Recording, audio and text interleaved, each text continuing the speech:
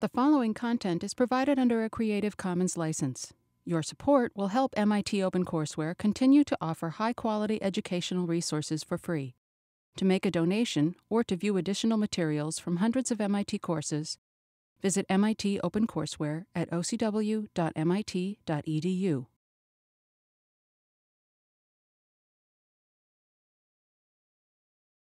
All right, so today we are going to talk about the Midget and Parasol channels. I will begin by sort of reminding you of what these two channels are that I very briefly talked about before. Namely, if you look at the Golgi stain of cross-sections of the retina, when you look at just the ganglion cells, it was discovered initially by the inventors, if you will, of the Golgi stain, namely Golgi himself and Cajal. Cajal did these initially, and then subsequently a fellow whose name is down here, Poyac, has used the same technique to study the retina.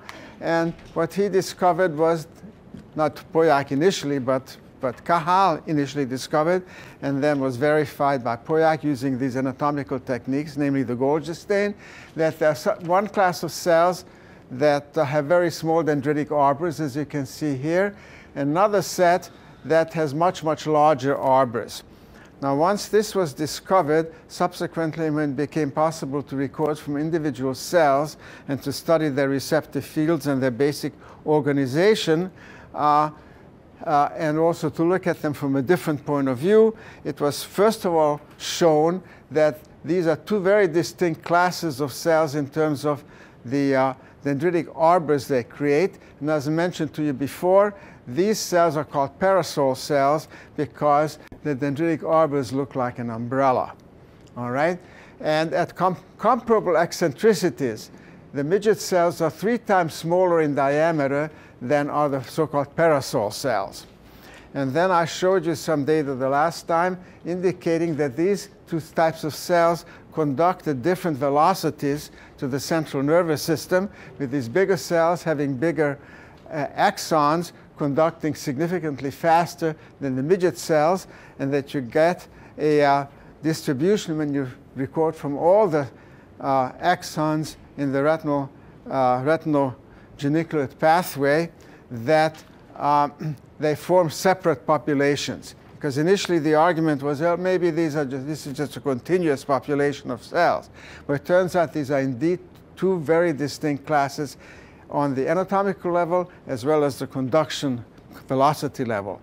Then, when it became possible to record from single neurons and to study their receptive fields, it was shown, I've shown you this picture before as well, that you have, first of all, center-surround organization, as discovered by Kufler, and secondly, that the midget and parasol cells are very different in size as far as the receptive fields are concerned, as well as the dendritic arbors, and that the midget cells in central retina receive an input from just a single cone, whereas the parasol cells get a multiple input.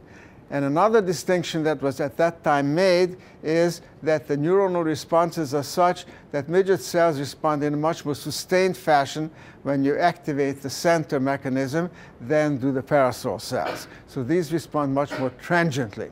So these then were initial cues as to what might be involved as to why we have these two systems. And there were all kinds of hypotheses. And then eventually, in the 60s and 70s, and especially in the 80s and 90s, all kinds of experiments were carried out to try to establish just why these two separate systems have evolved.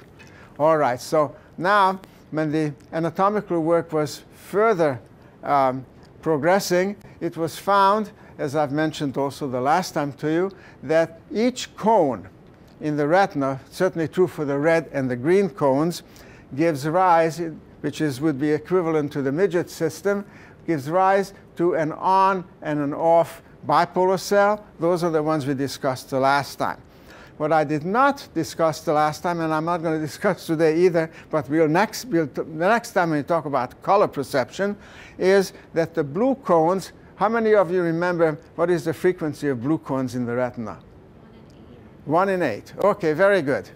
Excellent. So that being the case, that already makes them sort of different because the numerosity is so much lower. And then people have done all kinds of recordings, and to this day, it's not quite clear what the connectional pattern is. But as I say, next time we will talk about it in some detail when we talk about color. But here, don't get frightened. We will discuss this the next time. But at any rate, we have the blue cones. And when we talk about color opponency, that I will explain the next time, we think of the opponency to blue being yellow and the opponency to red being green. And so the assumption here was made that the connections in this case somehow must take place to create color opponency. And since we have only 3 kinds of cones in the retina, in the primate, red, green, and blue, the opponency here must somehow involve both the red and green cones. So that's the complication that we will discuss the next time. And so the assumption was made that we have some so-called yellow-blue cells and blue-yellow cells. And so I just want to keep you puzzled as to what this means, especially what it means with respect to how we can see colors. And that's what we will talk about the next time. OK, so now here we have, by contrast, let me go back here. Here we have, this is then the midget system, OK? And I showed you the 2 extremes, which are very clear, and the in-between, which would be somehow creating the blue system. So that's the midget system with very small receptive fields and very small cells. Now, by contrast, when you look at the parasol system, what you see here is, as indicated by the picture I showed you just a minute ago, is that the receptive fields are bigger, the ganglion cells are a lot bigger, and the dendritic arbors are much more extensive. Now that means, by the way, I shouldn't even say by the way, that means very importantly that the on and off bipolar cells that connect with the on and off cells of the parasol system are also much bigger and have much more extensive arbors, dendritic arbors, because they sample many cells instead of just one. But overall, what this means is that when we look at the bipolar cells, in the retina, there are about 3 times as many bipolar cells than there are photoreceptors. Now, if you think about that, somebody remembered the last time, that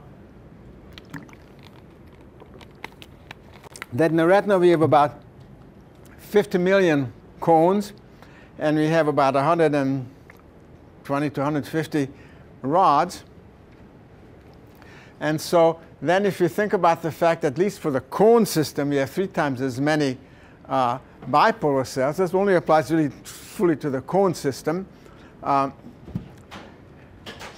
still means that we have 150 million bipolar cells in the retina. So it's absolutely incredible that in this tiny little thing that you have in your head, which is less than an inch in diameter, you have these millions and millions and millions of cells. Amazing. All right, so this is then the arrangement for the parasol system. And now we can progress and make another point about how clever the wiring became in the course of evolution. The cleverness here is that, as you know, we only have a single layer of photoreceptors, which outside the fovea has a mix of rods and cones. But then if you look at the receptive fields of ganglion cells, what you find is that they have overlapping receptive fields for many of the attributes. So you have overlapping for on and off, of course, and that's obvious from the wiring. But you also have overlap for the midget and the parasol cells. And lastly, there's an overlap, even if you just look at the rod input, which results in realizing that the receptive fields become larger during dark adaptation by virtue of the connections of the rod photoreceptors to the rod bipolars, then to the A to hemacrine cells, which then connect with the same ganglion cells as do the cones. So this is then an incredibly clever arrangement which enables you to see things extremely well. And it's an incredible feat of wiring that accomplished this incredible arrangement. Okay, so now another important thing to consider, in addition to what I've said so far about the midget and the parasol cells, is that their distribution over space, if you look at it from the center of the eye, meaning the fovea, going to the periphery, the ratio of midget and parasol cells changes dramatically. In the center here, in the fovea, you have a huge difference. It's a number of cells, okay? But as you get to the periphery, these two types of cells eventually become equally numerous.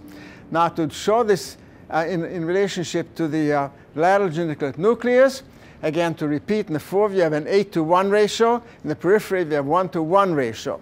And this is directly reflected in the lateral geniculate nucleus. Everything I've shown you so far about the geniculate was a 6-layered structure. But those 6 layers exist only to about an 18-degree eccentricity from the fovea. Okay?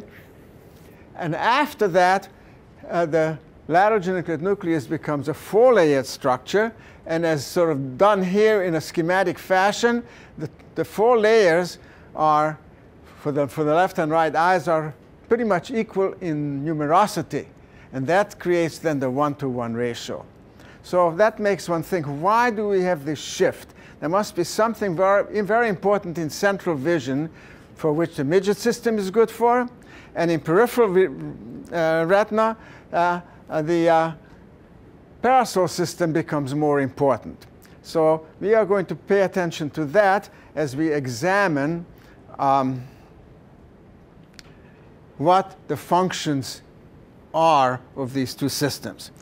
So how do we go about finding out the functions of these two systems? Well, there are several methods. The first one I'm going to tell you about is to record from individual neurons, say in the cortex, and determine what kinds of inputs they get from the midget and the parasol cells. So to do that, we first want to look at the exact projections of the retinal ganglion cells again. Just to remind you, here's the lateral geniculate nucleus, again in the region where there are 6 layers.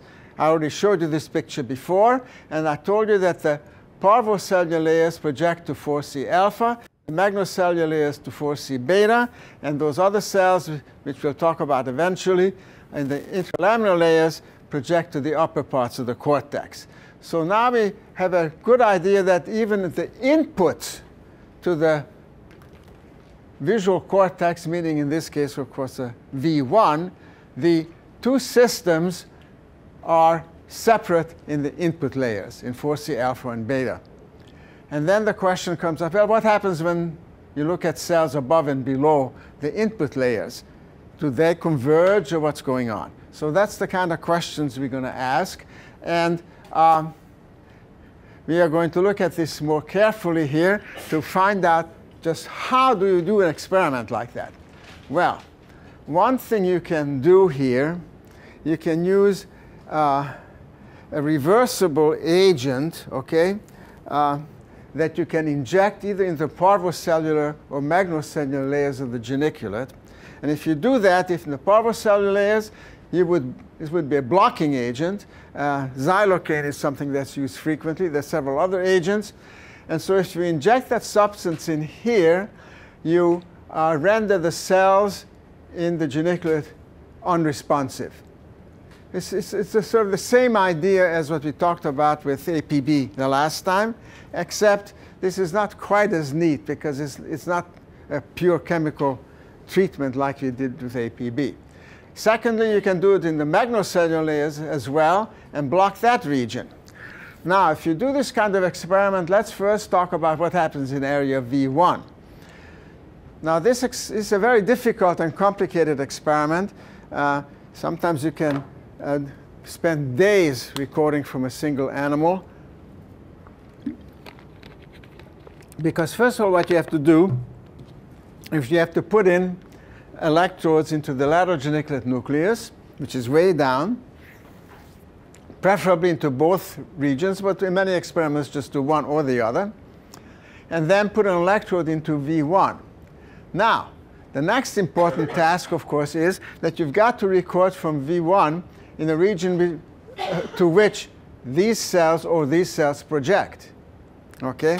So to find that overlap in the receptive fields that you need to do when you record here, here, and here, is that you have to take many, many electrode penetrations until finally you have an overlap.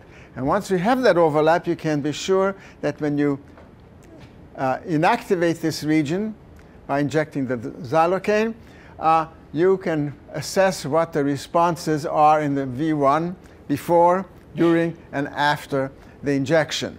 And most importantly, before and during, naturally. So let's look at that.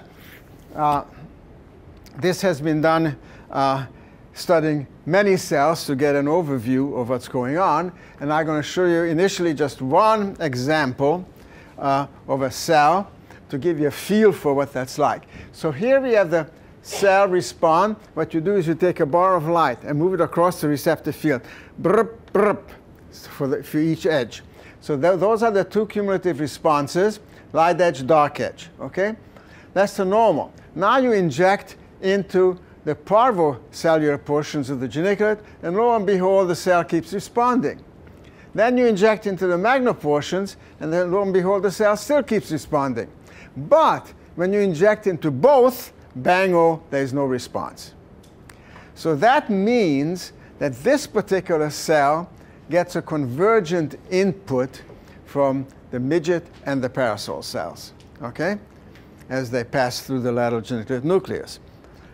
Now, if one then does a systematic study and records from many cells, what has been found here is that some cells do get an exclusive input from the midget cells, some get an exclusive input from the parasol cells, and some are just like the one I had shown you here, namely they get a convergent input. So that tells us then what the nature, the very, very basic nature is of the input to the visual cortex. You, in some degree, keep separate the two systems, and to some degree, you also have a condition where they are united. All right? So that's what happens in area V1. So now, the next thing we want to ask is, well, what happens in other cortical areas? So here then, I'm showing you the same method picture, all right? But now we're recording in V4 and MT, doing the similar kinds of injections that I had just described in the lateral geniculate nucleus. So when one does this, some interesting results had been obtained. And as always, before this kind of experiment that actually tested this question, there were, of course, hypotheses. Some people hypothesized that area V4, let me go back, area V4, which had at one time been proclaimed to be a color area, and we'll come back to that shortly. It was claimed, therefore, that this area gets input only from the midget system, and this area gets input, since it has motion selective cells, if you remember, only gets input from the parasol cells. So, therefore, we can now have the acid test, thanks to some remarkable work that had been done, much of it by John Mansell over at Harvard, who had actually worked here at MIT before then. And he did an experiment like that. And here's an example of a single cell recording from V4. It shows that when this is the magno block, and this is the parvo block. This is before the block, and this is after the block. So what you can see here, this cell, again, responds to a bar moving, of course, brup, brup, like that. Here are the two responses shown here as to how they come across the receptive field.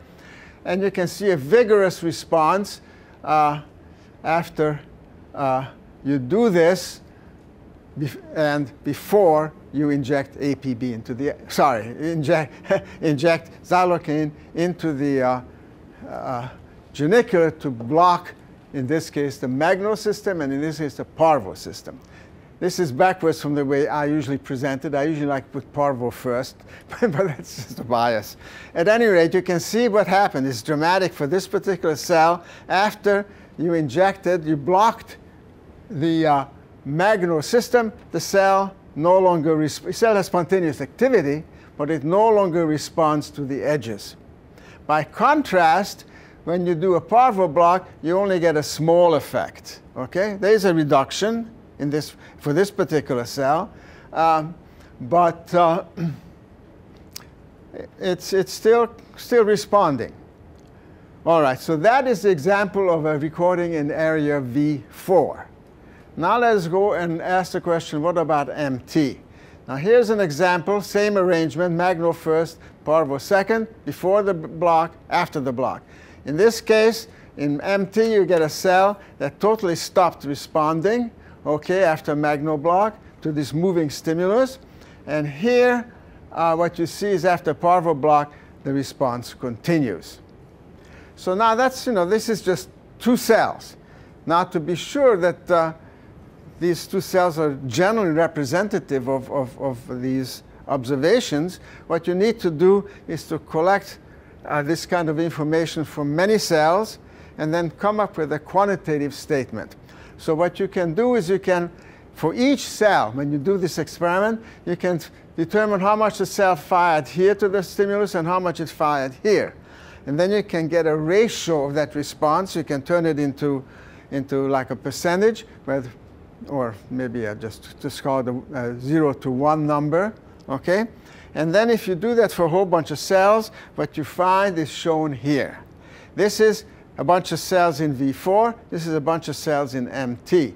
And what you can see here is that in V4, first of all, you have sort of a medium degree of blockage, nothing major, but some blockage. But most importantly, you get blockage both for parvocellular and magnocellular inactivation.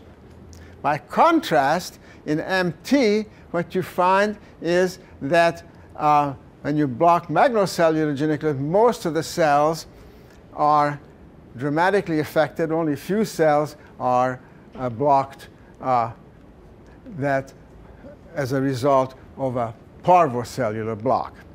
So the outcome of this is that the hypothesis pertaining to MT, that it gets mostly an input from the parasol system, is correct. But the idea that the V4 gets an input only from the midget system is obviously incorrect, showing that it gets an input from both. So to then summarize the wiring diagram here, what we have here is the eye, of course, and then we have the midget and parasol cells that project respectively to the parvocellular and magnocellular layers of the lateral geniculate nucleus. Then they go up to the cortex, and if you remember, in the cortex, they terminate in foci alpha and beta. And then also, as I told you, up here, you already have many cells above and below the input layers that get a convergent input from the midget and parasol cells. So what happens then in terms of the projections to higher cortical areas, to talk about V2, for example, you get some cells which are purely driven by the midget system, some cells purely driven by the parasol system, and many cells that are driven by both. So V2 becomes very complicated because you have different subdivisions, maybe in V2, we had talked about it a little bit, that may be receiving different inputs from area V1 in terms of whether they are driven by the midget or the parasol cells. Now, most notably, when from V2 and from V1, you look at the projections to area MT, the middle temporal area, what you find is that this is heavily dominated by the input from the parasol cells. Then if you go beyond that, this continues to the parietal lobe from MT. But then when you go from V2 to V4 and the temporal lobe and the frontal lobe, what you find that there's a mix of inputs from both of these systems. So it highlights the fact that indeed these things are quite complicated. And so we need to now turn to a different method to try to ferret out beyond just establishing the connections as to what on earth these two systems are for. And needless to say, hypotheses were rampant about this. And what I'm going to do now, I'm going to tell you about how one can go about and how many investigators have gone about trying to determine what the functions are of these two systems in processing visual information. So how do you do that? Well, the way you do that is you can use what is called lesion studies. What you can do is you can selectively block either the parvocellular or magnocellular systems at the level of the lateral geniculate nucleus, because by lucky happenstance, the parvocellular layers get input from the midget and the magnocellular layers from the parasol cells. So you can make lesions then. How do you make lesions? The variety of ways of making lesions, that's a huge field. It applies not only to vision, to many, many other areas. To try to make carefully selective lesions in various parts of the brain. Now, it's not easy to do that in the geniculate. So what you have to do is, again, you go into the lateral geniculate nucleus with a microelectrode. Once you do that, you already know the layout of the geniculate. You can find out where the receptive fields are located, and you can determine whether you are recording from the parvocellular or magnocellular layers. You can adjust the depth of the electrode to be either in the parvocellular or magnocellular layers. And once you have established the receptive field location and we're certain about in what parts of the geniculate you're recording, you can then proceed to make a lesion. Now, there are a number of ways of making lesions. One of them is called heat lesions. If you take a metal microelectrode, you take it down there, and then you pass some current to make the tip of the electrode hot. You can affect, as you know, maybe a millimeter area or something like that in the lateral geniculate nucleus. Talking about small, small areas. Another alternative that you can use is to inject a chemical. One of those commonly used is called ibotenic acid, which has a very nice attribute that when it causes a lesion, the borders are nicely, clearly defined. So no matter how you do this, then once it is done in a monkey, then you can study a monkey for months on end to see what the vision is, how the vision is affected. And then after you've done that, you then process the brain and look at the lateral geniculate nucleus to see what was the size and location of the lesion. All right? Now then in some cases it's, oh my God, we did both of me, we screwed up. So months and months of work goes down the toilet. But in some cases you get a good effect, and that eventually, if you do it several times in several monkeys, can result in a solid publication. So that is the basic process for making the lesions. All right? Now let me then move on and broach the next important topic, namely, what are you going to study? So what you have to study, since you want to have an open mind, and you don't want to say, oh yeah, everything in the brain does color, or something like that. And so instead of just studying color, you have to study many other aspects. So I'm going to tell you about several kinds of tests that have been used, and I will explain each of those to you, but first I will list them. The behavioral task that is used, very important,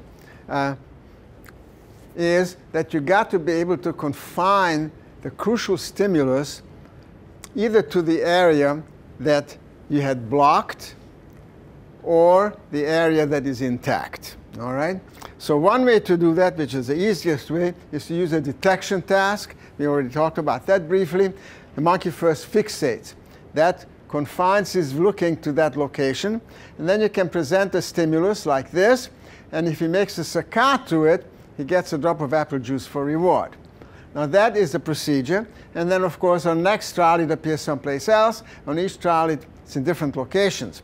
And on some trials, you can present this stimulus in the area that had been blocked, either by magnocellular or parvocellular lesions or infusions, or in an intact area. And that then enables you to compare performance in lesions, in regions where the monkey's performance is normal because it's intact, and in those regions where he lacks either an input from the magnocellular or from the parvocellular layers of the lateral geniculate nucleus, meaning from the midget and parasol cells.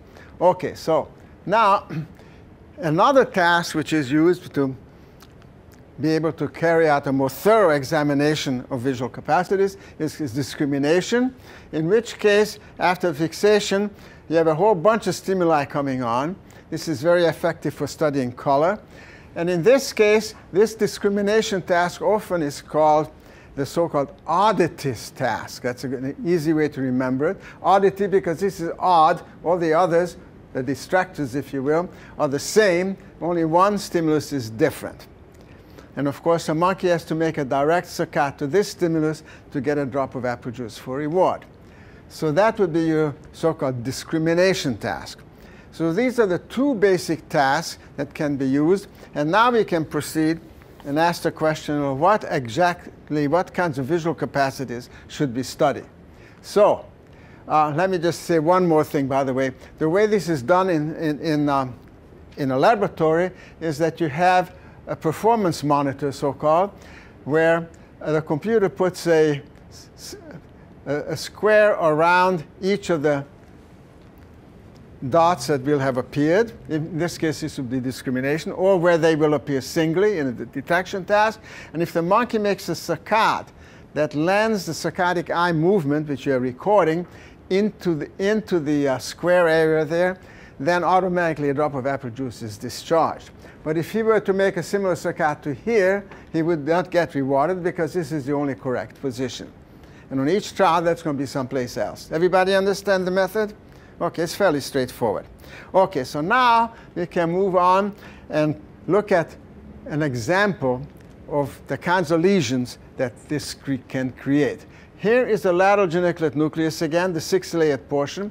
And you can see this area here, that this is a lesion. There are no cells functional here, which affects only the parvocellular layers. You see here the two magnocellular layers are normal.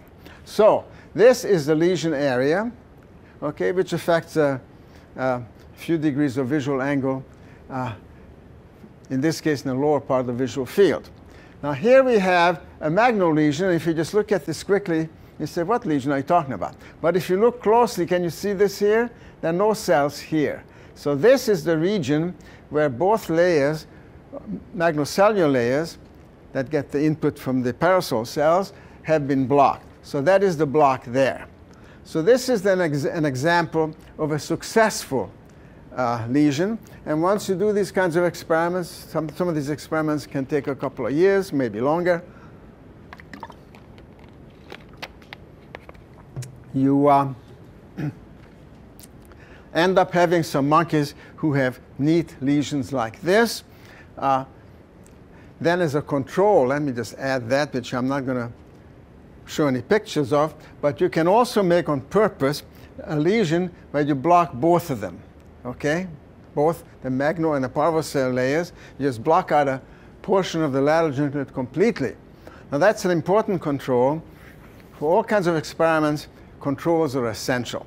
Now let me tell you, this is available in the published material that you've been asked to read, that when you block both magno and parvo, the entire part of maybe a quarter of the lateral geniculate nucleus, whenever you present stimuli in the area that has a topographic correspondence to the lesioned region, the monkey cannot see a thing.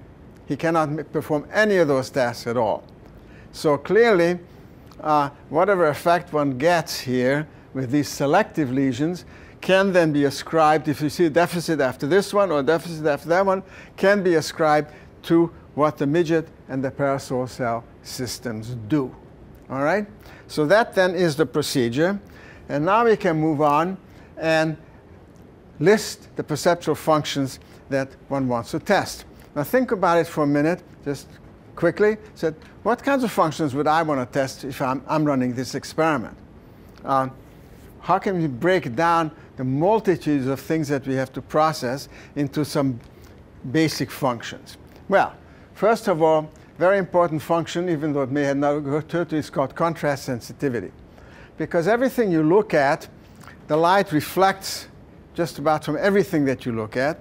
And so the contrast of the stimuli, let's say on a white sheet of paper or a gray sheet of paper, or when you look at photographs, is highly varied. All right? And the question is, how well can you see the different levels of contrast? Now, another one, of course, that's obvious, is color. How well can you process color information? Then another one is pattern. We often talk about basic patterns, you know. The one I'm going to tell you about mostly would be checkerboards or something like that. Then we talk about texture. Most of the things that we encounter in the world are textured. And it's important for us to be able to see texture. Then, of course, shape, that's obvious. Then stereopsis. We will talk about stereopsis in much more detail in a bit. But stereopsis involves, as I've mentioned to you already, the difference of the input in the two eyes. And that difference is called disparity, which the brain then interprets as depth. Another one, very important, because you often just see things appearing quickly or very brief times, is to study flicker. And yet another one is to study motion, because that's so central to our existence. And then to study brightness. And one thing I haven't mentioned yet is scotopic vision. How well can you see under photopic and scotopic conditions? All right, so those are then the procedures. And so let us now look at the first one of these, contrast sensitivity. This has been extensively studied, hundreds and hundreds of papers, many of them in humans. And most commonly in these papers, what they did was they used sinusoidal gratings. And the way you do that then is similar experiments as the detection experiment. You present a sinusoidal grating for spatial frequency and whose contrast you systematically vary. And when you do that, you get what is called a contrast sensitivity function. And so the most common one that you read in many papers is plotted this way. Okay, this is spatial frequency, low, high, and this is contrast. Low, high. Okay? And then if you do that and you systematically study this in humans, interestingly enough, you get a function like that. All right? Meaning that in between levels of spatial frequency, you see the best. And extreme levels you don't see quite as well. So one could use sinusoidal gratings in animals, but sinusoidal gratings aren't essential. What you can do instead is you can present a checkerboard. And so here's an example, same procedure as before. The monkey sees this, he makes a staccato, it gets rewarded. And then you vary the spatial frequency and the contrast of it. So here's one. You can hardly see that because the contrast is low. So now to see this overall, here's an example. Here we vary the contrast, and here we vary the spatial frequency. And if you look at that, you can see that in this region, well, depending on how far back you are, this region you can see the best, here a little bit less so, and here, of course, it drops off dramatically, just like that curve I had drawn there. So this then enables one to generate a so-called contrast sensitivity function in a monkey in those regions of the visual field that are intact, and in those regions of the visual field in which you have either a magnocellular or parvocellular lesion that selectively blocks the parasol and the midget systems. So that's the experiment then for just studying contrast sensitivity. And if you do that, this is the kind of result you get. This is the monkey's normal performance. In this case, there are 4 contrast levels, spatial frequency levels, and you go up and down with contrast, just like that curve I drew there. So this is your contrast sensitivity function, and it shows that under normal conditions and after a magnocellular lesion that blocks the parasol system, there is no effect, meaning that the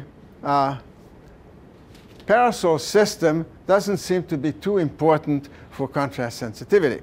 By contrast, there's a huge effect, especially at higher spatial frequencies, after a parvocellular lesion that blocks the midget system. So that, in essence, then, is what happens with contrast sensitivity. Now let us move on and say, well, what about color vision? So how do you do the color vision? I already told you that before. What you do is you present, in this case, 8 stimuli, one of which is different from the others, and just have red and green ones. This is the odd one. If the monkey makes a saccade to it, he gets a drop of apple juice for reward. Now, if you want to be systematic about it, you can vary the degree of color contrast. But the effect is so dramatic that it was not necessary to do that. So let me show you what the effect was. Here we have a monkey's normal performance when the test element is blue, red, and green. This happens after a parvocellular lesion, meaning when you block the midget system, the monkey cannot see colors at all, just a total loss. Whereas after a magnocellular lesion, his performance is indistinguishable from normal. So this then establishes the fact that color vision is controlled by the midget system. Now, the fact that this is the case perhaps is not that surprising, because I told you that when you look at the cells in the midget system for in central vision, that most of them get an input from just at least the red and green ones, get an input from a single cone. So just looking at the receptive field organization tells you that that system is likely to be very important for color processing. So that then is confirmed by this kind of behavioral experiment. All right, so now let us look at brightness perception. Now, that is, how is that different from contrast sensitivity? It's different because in this case what you do then is you use a discrimination task like this, and I think most of you can tell that this one is brighter than the others. Purposefully, I made that a small difference so you can appreciate the fact that on each trial we can vary the difference between the distractors and the target, and you can generate a curve seeing how much brightness difference do you need to be able to perceive a brightness difference. So if you do that kind of experiment, one is in for a big surprise. This shows here what happens after a parvocellular lesion, and this shows here what happens after magnocellular lesion. So when you block the midget system, the performance is unaffected, as is the case with a magno lesion, meaning that, obviously, that both the midget system and the parasol system process information about brightness. All right? At least at these low spatial frequencies that we have used that I just showed you. All right, so now the other surprise was that then the question became, well, what if you do this not under photopic conditions, we do it under scotopic conditions, and again, there is no effect. Meaning that the input from the unique inputs from the rods and the unique input from the cones must go into both of the systems. Now, the reason that was surprising is because a couple of papers have been published, maybe about 15, 20 years ago, that claimed that the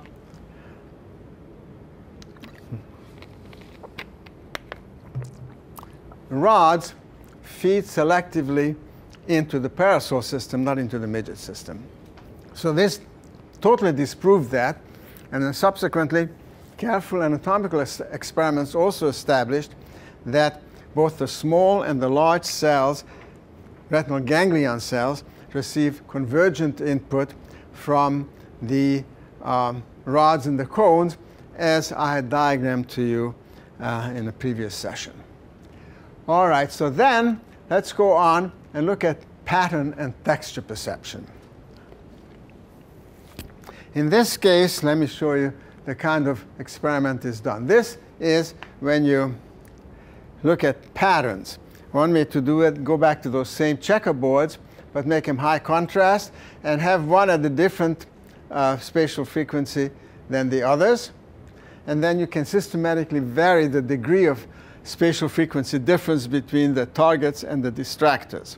So that would be the method that is used to study this kind of pattern perception. The other one is to look at textures. And in this case, if, I don't know, those of you in the back probably can't see this, but those of you up front, can you see this little area here where the diagonal lines are reversed? So what happens is first you just present this whole thing, and then you present the reversed patterns and the surround. And when you do that, the monkey has to make a saccade to that location, and we'll get a drop of apple juice again for that performance. And then on each trial, this appears somewhere else in one of the 4 to 8 locations on the, in the display. So that's the procedure. And then if you do this, you again, luckily, get a very dramatic effect, apparently. Here it is. We have here a normal performance. Here's a parvocellular lesion, magnocellular lesion. This is texture, and this is pattern. Pattern task was overall much more difficult than the texture one in this case. But what you see here that is really dramatic is that when you block the midget system, there's a tremendous loss in your ability to see patterns and in your ability to see textures. So fine vision for detail seems to be central for the processing of the midget system. All right, so that then is the effect that one gets with texture and with pattern. All right, so now let's move on and talk about stereoscopic depth perception. It's a topic we are going to look at in more detail in a later session. Let me now introduce this, first of all, by telling you that stereoscopic depth perception resulted predominantly by virtue of the fact of the eyes moving to the front, so that there was a major binocular overlap. And if you talk about a monkey, for example, or even many, many animals that do have stereoscopic vision, here's an example of looking at a tree when just about the only cue you have here would be based on stereopsis, because all of them are equally dark.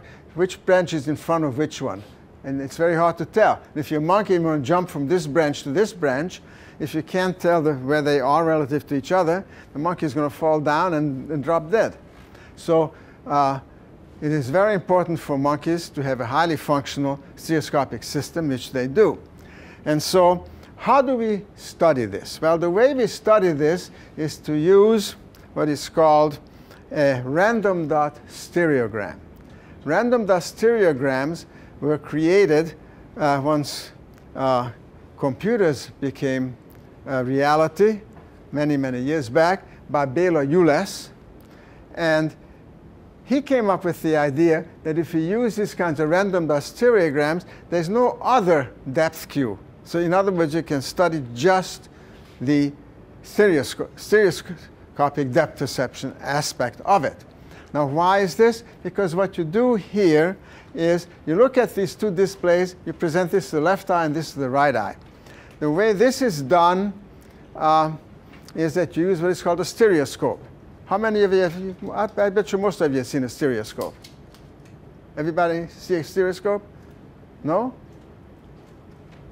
Okay, so a stereoscope used to be something that was extremely popular starting in the 19th century. They created these handheld devices with the two lenses that you look through, and then they created a camera that had two lenses in it, at the same distance roughly as your two eyes.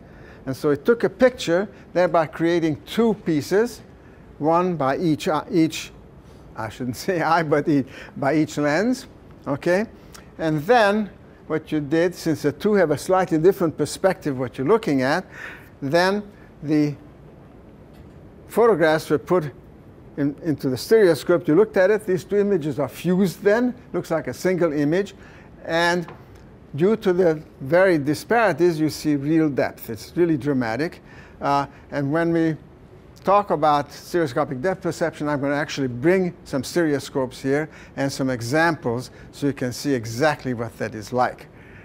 But at any rate, in this case, what you can do is you can take a little area here, just like before, and you can take the dots in this area, move them a little bit this way, a few pixels, and move these a bit this way, that way. And then, if it's a square area, you will see a square sticking out. And the monkey will then make a saccade to that. But with one eye, he cannot do anything. He can't see a thing, all right? Because these random dot stereograms only give you information about disparity. So if you do that, you can have the monkey make a saccade to these. You can vary the degree of disparity. And when you do that, what you find is, quite dramatically, is that after a parvo lesion, when you block the midget system, there's a tremendous loss. The monkey essentially, especially at smaller disparities, has totally lost his ability to use stereoscopic depth information. So that there's no deficit, however, after a magnocellular lesion. So therefore, we can say safely that especially at smaller disparities, what you have is the midget system that performs this remarkable task of seeing things in depth by virtue of disparity in the two eyes produced by stereoscopic vision. Okay? So that's really a very dramatic effect. Then the next thing we can look at is motion perception. Again, this can be done in various ways, but I will just show you an example of it. So the monkey first fixates, again, we use random dot stereograms here, and then you set in motion a small square area. Ready? I hope. There we go. Okay? Or you can do it at a higher spatial frequency like that. Okay? And then, of course, on each trial that appears someplace else, and you can vary the velocity, or you can vary the contrast of the display and see how the monkey performs in the intact portions of the visual field and how it performs in those portions of the visual field that are blocked either for the midget system or for the parasol system. Clear? All right, so let's think about it for a minute. What do you think you're going to get? All right, here we go. Here we are, motion detection. This is a parvo lesion, this is a magno lesion, and so what you get is a dramatic deficit, not an all or none deficit, but a dramatic deficit in seeing motion after the magno lesion, but not after a parvo lesion. So this says that indeed the parasol system plays a very important role in motion perception. Not an exclusive role, there's still some performance here at very, very low contrast here. There's a big effect at very high contrast, the monkey does better. So we can conclude that the parasol system is very important for depth, for motion perception. All right, so now the next thing we can look at is flicker. And in this case, when you study flicker, instead of using a monitor, people used LEDs. Now, what do you think that is? Why don't they just use monitors? Well, I mean, the reason for that is very straightforward, actually. When you use a regular monitor, what is the frequency of a monitor? It's the same as the frequency of the alternating current that you have that shine the lights up here. What is that in the United States? 60 hertz, right? And so that's what happens on a regular monitor, that every hertz, one of those 60 hertzes, you shift the image. In Europe, that frequency is actually 50 hertz. So at any rate, because of that, there's a rather limited range over which you can vary the on and off activity of a flickering spot. So if you use LEDs, however, you can use it in a huge, huge range of small steps. So therefore, this is what the display looks like that people use to study this. First, the monkey fixates here, and then one of these LEDs will start flickering. And I'll show you the flickering, which is not perfect here on this monitor, but it will give you a sense. Everybody see that flicker? Okay? Now, the mean flicker value of that location is the same as the yellow lights that you see there. So if it flickers at a high rate, you can't tell that it's flickering because it's beyond the ability of the eye to resolve it, and then you can't make a saccade to that location. So if you look at that, what you find here, after parvo lesion and after magno lesion, you get a gigantic deficit after magno lesion. And that kind of fits with what I told you in the beginning, namely that the midget cells respond in a fairly sustained fashion when stimulus comes on, whereas the parasol cells respond transiently, which makes them much more readily available for motion and for flicker.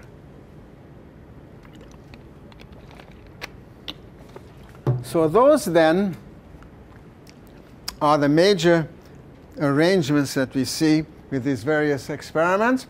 And so we can summarize what happens after a parvocellular magnocellular lesion and say what happens here. So this one here is when you block the midget system. This is where you block the parasol system. And here are all the various tests that had been used. And you can see that for the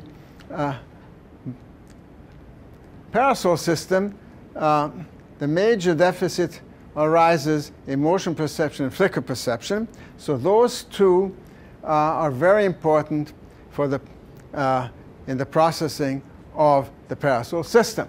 Whereas for the midget system, you get lots of deficits in color vision, texture perception, in fine pattern perception, fine shape perception, in contrast sensitivity, and in stereopsis.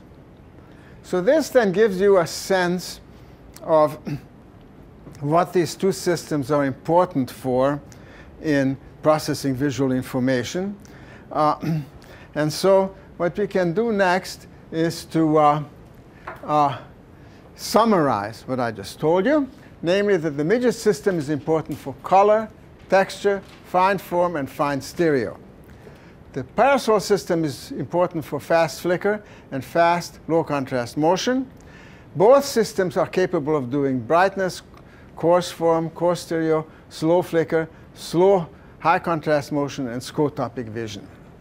So it is not a simple arrangement, it's a complex arrangement. There is overlap in what both systems can do. So now the big question comes up, why was it so important to create both of these systems? Well, the number of schemes that have evolved, certainly the motion is obvious. But one thing one can come up with is a scheme of this sort that has been proposed, namely that what happened as a result of these two systems emerging, your ability to process information has been extended. And for the midget system, you expanded the ability to see up to high spatial frequencies. It's a very, very important attribute. And I should add, also for the midget system, it became possible for you to see color. Whereas, sorry, let me go back. Whereas when you come to the parasol system, it expanded the range of your ability to process information in the temporal domain. Your ability to see very fast motion, to see flicker. Now let me add here that that's a very important attribute, by the way, for animals as well as humans, because one of the common things that has emerged in the course of evolution is what is called camouflage. I think I may have mentioned that once before. That is that when you are an animal and the coloring of you, which is done in thousands of animals, is made similar to the background, then it's very difficult for you to see that in that particular animal. So it has an excellent camouflage. However, as soon as this animal begins to move, the ability to camouflage itself disappears, and animals have to move. And that's because the parasol system is extremely sensitive to motion. And so whenever an animal begins to move, even though it has excellent camouflage, it is predominantly the parasol system that will destroy the camouflage effect. So that is, I'm not saying this is necessarily the only hypothesis, but this is one hypothesis that has been advanced to try to account for how sensible it is to have these two systems. Now, of course, you could ask, how come this couldn't be just done in one system, all of it? Well, there are several reasons for that, is that to combine a situation where you have a sustained response and a transient response into one is next to impossible. And to have cells that are highly sensitive, like are the parasol cells, you need to have a convergent input from several photoreceptors. But as soon as you have that, you lose your ability to see fine detail. So these requirements to do this and this are sort of antagonistic to each other. And it's not possible to do that in a single cell at the retinal level. So it was decided, inasmuch as nature decides, that it will be best just to create two separate systems, however complicated that might be. All right, so that then brings me to the overall summary of what I had covered today. First of all, I told you that, that's the obvious part, two major channels that originate in the retina are the midget and the parasol. I should add here that there are many other channels in the retina, but the cells that do that, and we'll talk about some of those later, are much less numerous. But the overwhelming majority of cells in the retina are either midget and parasol. Then in central retina, the receptive field center of the midget cells and parvocellular cells is comprised of just a single cone, okay? The midget cells and the parvocellular cells, meaning that the midget projects to the parvocellular layers. And I told you before that the midget cells of the retina have receptive fields which are quite similar to those, almost identical to those that you see in the parvocellular layers of the lateral geniculate nucleus. Then the parasol cells have much larger receptive fields than do the midget cells. The cone input is mixed both in the center and the surround. And that is the reason why this system, the parasol system, cannot tell you anything about color. But it is very sensitive and can tell you about any change that occurs out there over time, irrespective of the kind of color it has. Now, the midget and parasol cell ratio from center to periphery changes from 8:1 to 1:1. Now, I should reiterate that in that it is very important for us to be sensitive to motion in the periphery. That's if an animal is threatened by some predator, it is highly desirable to be able to be very sensitive to any motion. And because of that, you have a higher number of parasol cells in the periphery than in the center, and so the ratio changes to become equal in the periphery.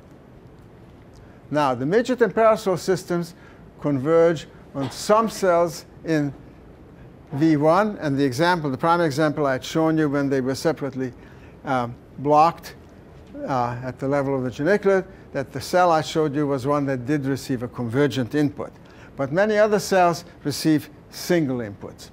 V4 receives input from both the midget and the parasol cells, so it's not an area that only deals with color, obviously, and what it will deal with we'll describe in more detail later. The major input to MT is from the parasol cells, and that often MT and MST have often been called the motion areas, but they also play an important role, by the way, in depth perception, as we shall see. Okay, and then the midget system extends the range of vision in the wavelength and high spatial frequency domains. The parasol system extends the range of vision in the high frequency domain. And that's just and the scheme that I showed you is what leads to this particular conclusion. So that then is the essence of what I wanted to cover today. And I am now certainly open to any questions that you might have about these two fascinating systems that have evolved in the retina over the millions and millions of years of evolution.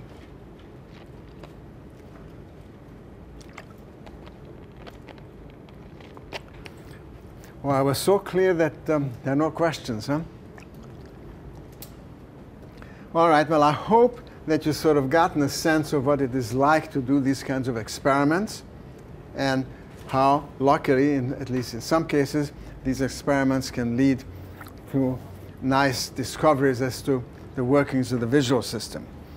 Now, last time when we talked about APB, we did have a magic bullet. Okay? This approach here is not as neat, really, because you have to make lesions rather than specifically affecting certain neurotransmitters.